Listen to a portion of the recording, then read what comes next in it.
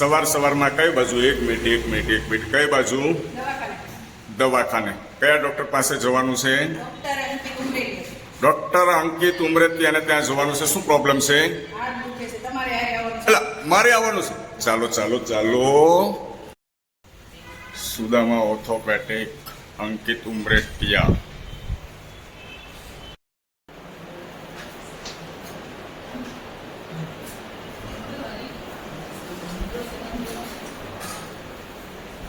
ચાલો.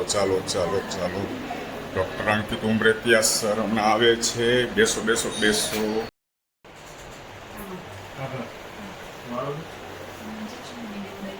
ઇન્જેક્શન દેવડાવ્યું એને કેટલા ટાઈમથી ઇન્જેક્શન દેવડાવ્યું? એક્સરે પાડ્યો તો નહીં? એક્સરે કંઈ નથી પાડ્યો. આ રીતનું કરો.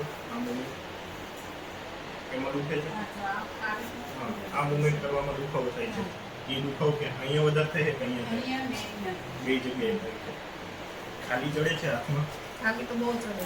બે હાથમાં ચડે? બે આમાં તો મેં કરાવ્યું છે ઓપરેશન. અને બાકી છે અહીંયા સોજો આવી જાય. રાતે વધી જાય ખાલી ચડવાનું. બહુ રાતે તો બહુ જ. આમ કોણીનો છે ને પેલા ફોટો પાડી જોઈ લે એમ પડતું અને આ હાડકું ને એ વધતું હોય ને કોઈ આ રીતનું થતું પ્રોબ્લેમ. બરાબર.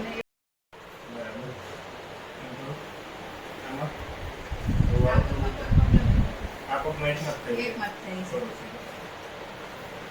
આમાં થયો દુખાવો? આ ભાગમાં દુખે છે ને? આમાં રાહત રહેલી છે. આમાં દુખાવો વધારે થતો છે. થાય છે ને? મારા વાઈફને પગની અંદર પ્રોબ્લેમ છે દોસ્તો. અત્યારે ડૉક્ટર અંકિત ઉમરેતિયાને ત્યાં આવ્યા છીએ. ત્યાં ડૉક્ટર અવની વઘાસિયા એક્સરસાઇઝ શીખવાડે છે કે એક્સરસાઇઝ આ રીતે કરશો એટલે ધીમે ધીમે તમારા પગના પ્રોબ્લેમ દુખાવા દૂર થશે. ડૉક્ટર અવની વઘાસિયા.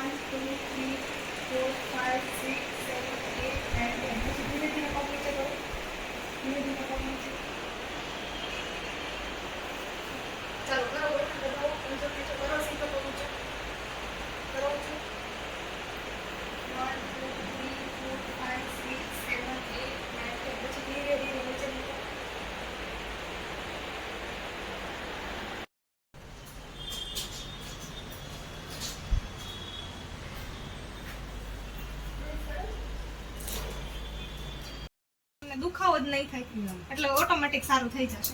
શું અત્યારે કાઢી નાખવાનું પણ કામ કરવાની મૂવમેન્ટ થાય એટલે પહેરી લેવાનું. જો સાંભળજો, કાન ખુલ્લા રાખજો. બરાબર છે. બેલ્ટ તો અત્યારે લેવડાવ્યો છે. પાછા પહેરજો હાથમાં. બરાબર ને ડોક્ટર? બરાબર એકદમ ઓકે.